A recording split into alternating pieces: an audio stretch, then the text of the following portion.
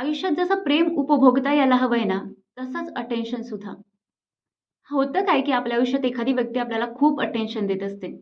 त्यांच्या आयुष्यातले चांगले, वाईट सगळे प्रसंग ते पहिल्यांदा आपल्याला येऊन सांगतात.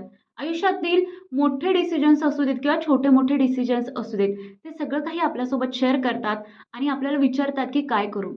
आणि आपण जरा ॲटिट्यूडमध्ये जातो आणि त्या व्यक्तीला हळू इग्नोर करायला लागतो. आपल्याला वाटतं, की या व्यक्तीला आपल्याशिवाय कोणीच नाही आणि हाच विचार आपण मनात ठेवतो.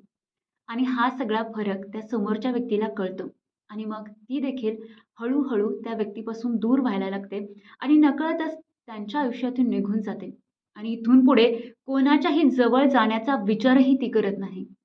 ते म्हणतात ना, एकदा दूध पोळलं की आपण ताकही फुकून प्यायला लागतो, तसंच काहीसं. त्यामुळे जर तुम्हाला कोणी अटेन्शन देत असेल, प्रायोरिटी मानत असेल, तर ते अटेन्शन, ती प्रायोरिटी घ्यायला शिका.